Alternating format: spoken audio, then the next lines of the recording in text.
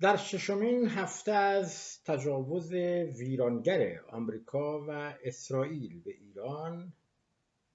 به شما سلام میکنم و امیدوارم که به هر روی علیرغم دشواری و سختی شرایط مراقب خودتون و یکدیگر باشید. همزمان با تداوم جنگ ویرانگر در سراسر ایران ما شاهد ادامه بازداشت‌های گسترده و اعدام زندانیان سیاسی عقیدتی در ایران هستیم. طی یک هفته اخیر رسما 9 تن از اعضای سازمان مجاهدین خلق توسط رژیم اسلامی اعدام شدند و صدها تن دیگر در گوشه و کنار کشور دستگیر شدند. از سوی دیگر دونالد ترامپ رئیس جمهوری آمریکا که با وعده کمک در راه است کارزار تبلیغاتی اپوزیسیون جنگ طلب در ایران را به راه انداخت، اکنون رسما وعده می‌دهد که می‌خواهد ایران را به عصر حجر برگرداند. ما نیک می‌دانیم که بخش بزرگی از تبلیغات جنگی را نباید جدی گرفت و آنها را باید در قلمروی جنگ روانی ارزیابی کرد. اما در عین حال اگر به غزه به عنوان نخستین آزمایشگاه نتانیاهو و دونالد ترامپ نگاهی بندازیم و ویرانی‌های گسترده در این باریکه را مشاهده کنیم، بیم آن می‌رود که سرنوشتی مشابه برای ایران رقم بزنند. بارها پیش از این هم هشدار داده شده که آنچه که ممکن است پس از جنگ برای ما باقی بماند یا یک دولت اقتدارگرای فلج و یا فروپاشی کامل جامعه ایران است. بنابراین در عین حال که آگاه هستیم بخش بزرگی از تبلیغات جنگ روانی است و همانطور که کمک در راه است جنگ روانی بود، بازگشت به عصر حجر هم جنگ روانی است، چرا که ایران با تاریخی کهن و مردمانی فرهیخته را نمیتوان به راحتی به عصر حجر برگرداند. اما در عین حال چنان که گفتم این چیزی از نگرانی ما کم نمیکنه، کمان که طی روزهای اخیر متاسفانه بمباران ساختارها یا زیرساختهای شهری و صنعتی ایران متاسفانه خیلی بیشتر شده و اکنون که اندکی بیش از 24 ساعت تا پایان وعده ترامپ باقی مانده، به نظر میرسه که شاهد افزایش بمباران زیرساخت‌های صنعتی و شهری در کشور باشیم. به نظر میرسه که ترامپ که به دنبال شریکی در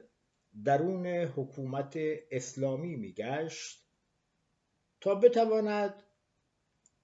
با یک پیروزی سریع و برق‌آسا کار را به پایان ببرد، اکنون نه شریکی قابل اتکا در حکومت و نه در اپوزیسیون نمی‌یابه و به همین دلیل هم به استراتژی تخریب روی آورده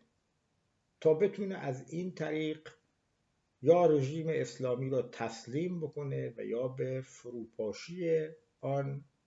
که با یک فروپاشی اجتماعی میتونه همراه باشه کمک بکنه. در این میان اپوزیسیون جنگ طلبی که با وعده کمک به مردم ایران متاسفانه تونست بخشی از افکار عمومی رو با خودش همراه بکنه، هرچند که در موضعی تدافعی تر قرار داره، اما همچنان امید خودش را به طور کامل از دست نداده و منتظره که به قول خودش بیبی و عمو برایش شرایطی رو مهیا بکنند. اما چون که گفتم اپوزیسیون جنگ طلب طی روزهای اخیر استراتژی تدافعی رو انتخاب کرده و با عناوینی مانند آن که ما عاملیتی در شروع جنگ نداشتیم میخواهد از خود سلب مسئولیت کند. این در حالیه که هر جنگی به یک روایت احتیاج داره برای آنکه این روایت بتونه مشروعیت بده به آن جنگ و اپوزیسیون جنگ طلب حکومت اسلامی در خدمت سیاست نتانیاهو و ترامپ درآمد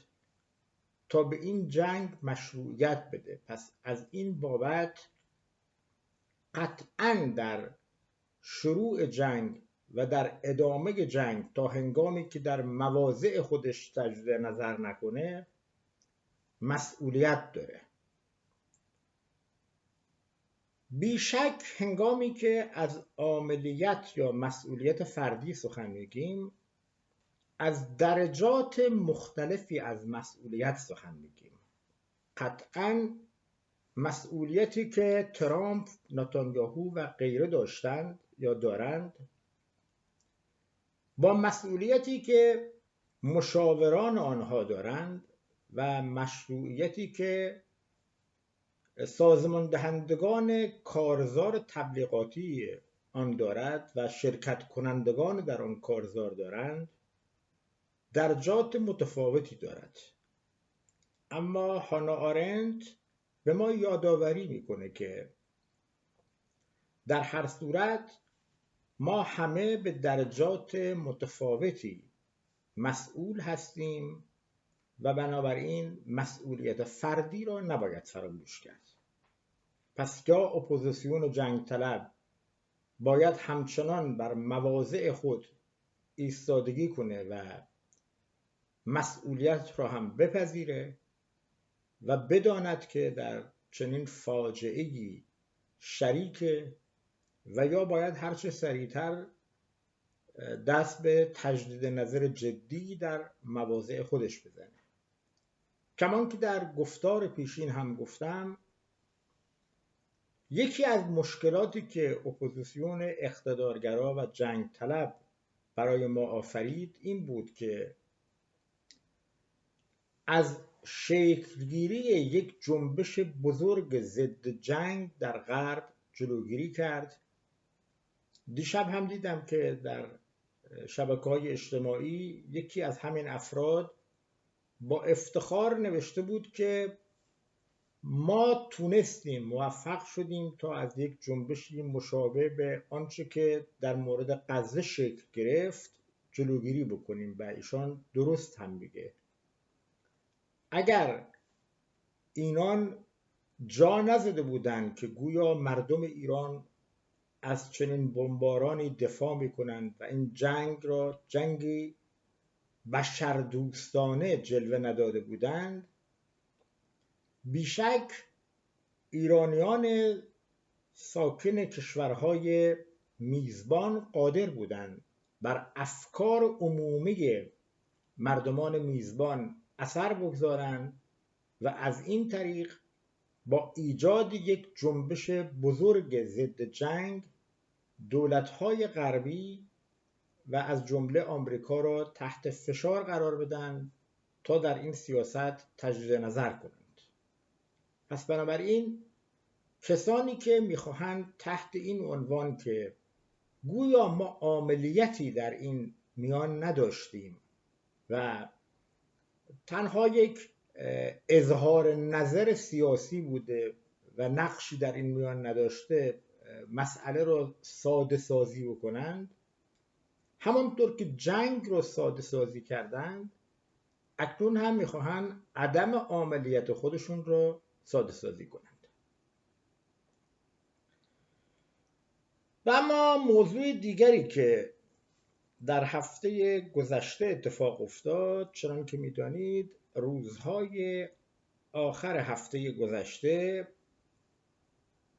نشستی تحت عنوان کنگره آزادی در شهر لندن با حضور صدها تن از چهره‌های سیاسی و مدنی فعال برگزار شد که البته عمدتاً خارج از کشور بودند، ولی ظاهراً چنین گفته شد که از داخل هم کسانی باشون همراه بودند. در این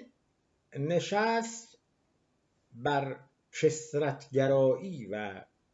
گذار از جمهوری اسلامی به جامعه‌ای متکثر و دموکراتیک تاکید شد. اگر بخواهم محتوای بحث ها رو خلاصه بکنم، در واقع در همین جملاتی خلاصه می شد که خدمتتون عرض کردم و حتما شما هم دنبال کردید. چون که بسیاری از شما که کارهای من را دنبال کردید میدانید من سالهاست که از یک پلتفرم دموکراتیک و متکثر برای گذار از حکومت اسلامی و برای بازپسگیری حق تعیین سرنوشت مردم و حاکمیت جمهور مردم ایران بر سرنوشت خودشان تکیه و تأکید داشتم. بنابراین با اصل این ایده که باید همکاری گسترده و متکثر از نیروهای سیاسی و مدنی خارج و داخل کشور وجود داشته باشه و یک بلوک بزرگ جمهوری خواهی تشکیل بشه، کاملا همراه بودم و موافقم. بنابراین با اصل این ایده مشکلی ندارم و از این ایده همچنان پشتیبانی میکنم، اما پاره‌ای از ملاحظات انتقادی خودم را در ارتباط با کنگره آزادی با شما در میان بگذارم، با این امید که این قبیل نقدها منجر به شفافیت بیشتر بشه. نخستین ملاحظه انتقادی که با شما در میان میگذارم که بسیاری دیگر هم در این باره سخن گفتند، عدم شفافیت منابع مالی در کنگره آزادی است. پاسخهای برگزار کنندگان این کنگره از جمله آقای زمانی در ارتباط با منابع مالی به هیچ وجه قانع کننده نبوده. میدانیم که منابع مالی یکی از ابزار مهم قدرت در سیاست به شمار میاد. بنابراین اگر بخواهد سیاستی شفاف وجود داشته باشد، قطعاً باید منابع مالی هم که در این راستا مورد استفاده قرار میگیره شفاف باشه. ما طی سالهای اخیر کم شاهد نبودیم که دوستانی زیر عناوینی مانند حقوق بشر فانت‌های آنچنانی گرفتند و چهره‌هایی مانند خانم مسیح علی نژاد از آنان در آمده که به طور مشخص در خدمت سیاست‌های استعماری در آمدند. بنابراین باید به ما حق داد که به منابع مالی حساسیت بیشتری داشته باشیم و خواستار شفافیت کامل باشیم. اینکه بگویند تعدادی از کارآفرینان ایرانی منابع مالی را تأمین کردند بدون آنکه اسامی اون کارآفرینان ایرانی مشخص باشه، همچنان چیزی رو شفاف نمی‌کنه. دومین ملاحظه انتقادی که دارم حضور پاره‌ای از چهره‌های سیاسی که پیشتر از حامیان رضا پهلوی به شمار می رفتند و اکنون مواضعی انتقادی در برابر پهلوی و جریان اقتدارگرای سلطنت طلب در پیش گرفتند و خود را مشروطه خواه می دانند. چند نکته در ارتباط با این دوستان باید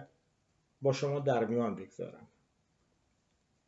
نخست آنکه بعضی از این چهره‌ها مانند آقای شهریار آهی متهمند که با سازمان‌های اطلاعاتی امنیتی غرب از جمله سازمان سیا در ارتباط بودند که امیدوارم این دوستان در این باره نیز شفاف سازی بکنند. نکته دوم اینه که چنان که در ویدیوهای دیگری در ارتباط با مشروطه خواهی در ایران سخن گفتم، مشروطه خواهی در شرایط کنونی ایران از معنای چندانی برخوردار نیست. چرا که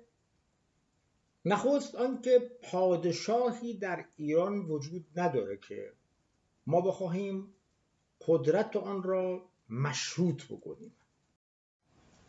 مشروطه خواهی در جای معنا داره که یک حکومت مطلقه، یک شاه مطلقه وجود داشته باشه و جنبشی از پایین پدید میاد تا آن پادشاه مطلقه را مشروط بکنه. متاسفانه رضا شاه و محمد رضا شاه که همچنان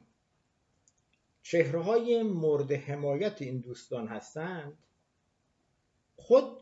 مشروطه را در ایران تعطیل کردند و نهایتاً حکومت سلطنتی در ایران سقوط کرد. پس از انقلاب هم ما ایده مشروطه خواهی را در شکل دیگری می‌بینیم که متولد میشه، اما به سرانجامی نمیرسه. چهره‌هایی مانند سعید حجاریان و جریان موسوم به 2 خردادی خود را نوعی مشروطه خواه می‌دانستند و می‌خواستند که ولی مطلقه فقیه را به قانون و قانون اساسی مشروط بکنند و مدافع حاکمیت قانون در ایران بودند. به دلایلی که خارج از بحث ماست، این نوع مشروطه خواهی نیز در ایران به سرانجامی نرسید. همونطور که مشروطه خواهی در دوران پادشاهان پهلوی به سرانجامی نرسید و اصیلترین جریان مشروطه خواه یعنی جبهه ملی ایران متاسفانه نتونست این مشروطه خواهی را به سرانجام خودش برسونه. پس تجربه‌ای که از تاریخ می‌آموزیم اینه که در ایران و خاورمیانه امکان مشروطه کردن حکومت‌های مطلقه اگر نگوییم ناممکن، بسیار امکان دشواری است. و حال اینکه چرا این دوستان اصرار می‌ورزند که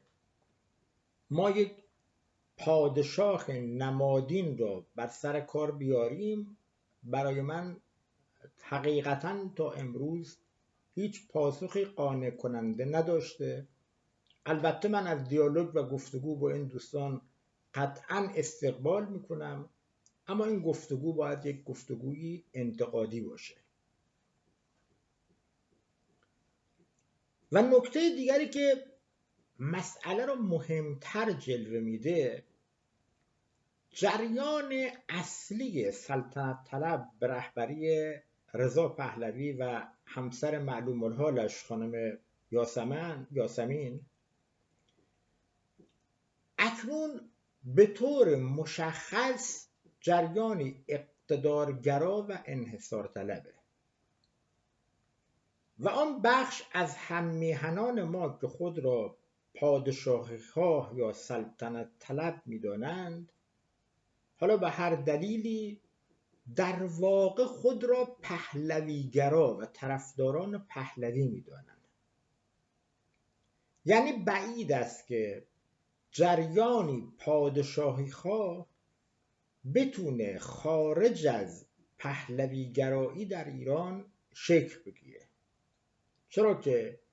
مخالفان و منتقدان پهلوی عمدتاً جمهوری خواه هستند و مدافعان پهلوی هم که خب تکلیفشون روشنه. بنابراین اینجا مشخص نیست که این جریان نهایتاً علیرغم مواضع انتقادی که به آقای پهلوی داره و به درستی هم بر مواضع خودش تاکنون تاکید کرده و ایستادگی کرده و از این منظر ایستادگیشون قابل ستایشه، نهایتاً رابطشون با پهلوی چه خواهد شد؟ یعنی اگر بخواهند تا انتهای خط فکری خودشون پیش برن، نهایتاً ناگزیر هستن که جمهوری خواه بشن و جمهوری خواهی رو بپذیرن و اگر بخواهند در نیمه راه متوقف بشن، در نتیجه احتمالاً سرانجامی بهتر از اصلاح طلبان جمهوری اسلامی نخواهند داشت. همونطور که اصلاح طلبان حکومتی نتونستن نهایتاً با ولایت فقیه و حکومت دینی تعیین و تکلیف کنند، بیم آن میره که این بخش از دوستان که خود را مشروطه خواه میدونن نهایتاً نتونن با نهاد سلطنت تعیین و تکلیف بکنن. پس این هم یکی دیگر از ملاحظات انتقادی بود که خواستم با شما در میان بگذارم. و ملاحظه سوم که ما رو به بحث آغازین به مقدمه این گفتار برمیگردونه، عدم موضع‌گیری روشن کنگره آزادی در قبال جنگ و سیاست‌های جنگ طلبانه اپوزیسیون اقتدارگراست. شاید به دلیل حضور پاره‌ای از چهره‌های مدافع جنگ مانند محمد جواد اکبرین و محسن مخملباف و پاره‌ای از گروه‌های همسو با جنگ در کنگره، این کنگره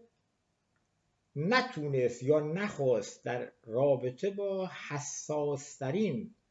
موضوع پیشروی جامعه ایران، جنگ و عوامل آن، موضع‌گیری روشن و مشخصی داشته باشه. در کنگره چنین وانمود شد که گویا اختلاف بر سر دفاع از جنگ و مخالفت با جنگ دو رویکرد متفاوت سیاسی است که باید بتونن با هم گفتگو بکنن.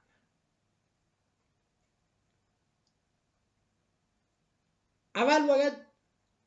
موضع خود را در قبال این موضوع روشن کرد که این صرفاً یک اختلاف تاکتیکی نیست، بلکه یک اختلاف راهبردیه. و با دو راهبرد کاملا متفاوت نمیتوان انتظار داشت که یک بلوک واحدی رو شکل داد اگر هدف شکل دادن به یک بلوک واحده. چرا که در یک سو آدم‌ها و گروه‌هایی هستند که به صورت آشکار یا پنهان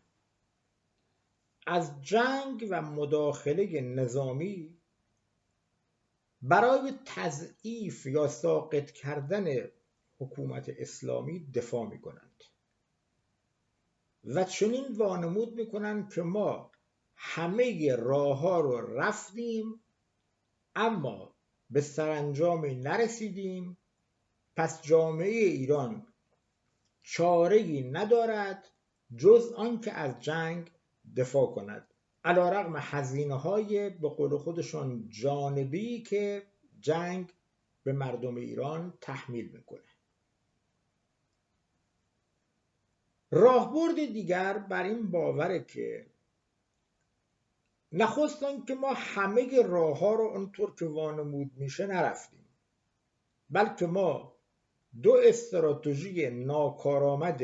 اصلاح رژیم از درون و سرنگونی برق‌آسای رژیم رو تجربه کردیم و هر دو استراتژی ناکارآمدی خودشون رو نشان دادن و شکست خوردن. اما در کنار این دو استراتژی ناکارآمد ما یک راهبرد دیگری را هم در جامعه امتحان کردیم که در جنبش انقلابی زن زندگی آزادی خودش رو نشان داد، در جنبش‌های صنفی و مدنی خودش رو نشان داده و در بسیاری موارد منجر به عقب نشینی یا عقب رانی حکومت اسلامی شده. راهبردی که از آن من پیش از این هم بر اساس تئوری‌های گرامشی از آن به عنوان یک جنگ ترکیبی موضعی و فرسایشی سخن گفتم که از سوی سنگر به سنگر رژیم رو به عقب میرانه و از سوی منجر به تضعیف رژیم میشه و میتونه ما رو به سمت استراتژی محاصره مدنی حکومت اسلامی و نهایتاً سقوط گام به گام حکومت اسلامی سوق بده. در این استراتژی ضمن اینکه از حمایت‌های بین‌المللی آنگونه که در جنبش زن زندگی آزادی ما بهره بردیم استقبال میشه، با هر گونه دخالتگری سلطه‌طلبانه و جنگ افروزانه و تجاوزکارانه قدرت‌های مهاجم به شدت مخالفت میشه. حالا سوال از دوستان شرکت کننده و برگزار کننده کنگره آزادی اینه که چگونه میتوان با دو راهبرد کاملا متفاوت بلکه حتی متضاد با یکدیگر متحد شد و یک بلوک واحد تشکیل داد. این درسته که ما باید به اجماع حد اقلی و بسیج حد اکثری بیاندیشیم، اما در عین حال به هر روی از این اجماع حد اقلی علاوه بر هدف و اهدافی که داریم، یعنی اهداف مرحله‌ای، باید روی یک راهبرد هم توافق داشته باشیم و نمیتوان با راهبردهای کاملا متضاد با هم متحد شد و همکاری کرد. حالا اگر صرفاً هدف گفتگو باشه، کمان که بسیاری کنفرانس ها و نشست های مشابه پیش از این برگزار شده، اینجا میشه با انعطاف بیشتری برخورد کرد، چون آدم ها میرن که نقطه نظرات خودشون رو، ایده های خودشون رو بیان بکنن و با یکدیگر بحث و مناظره کنن، بحث و گفتگو کنن. اما وقتی که هدف اعلام میشه که میخواد یک بلوک قدرتمند و متکثر ایجاد بکنه، اینجا به گمان من تکثر شامل موضوعی که الان خدمتتون عرض کردم نمیشه. حتی کنگره آزادی نمیتونه در رابطه با پایان جنگ یک قطعنامه صادر بکنه، یعنی که مبهم میگذارد که به هر روی کنگره آزادی خواستار پایان جنگ است یا ادامه جنگ. حالا این سوال جدی است که آیا گرایشاتی که ادامه جنگ را نابود کننده میدونند و نسبت به خطر نابودی کشور ایران هشدار میدن، با گرایشاتی که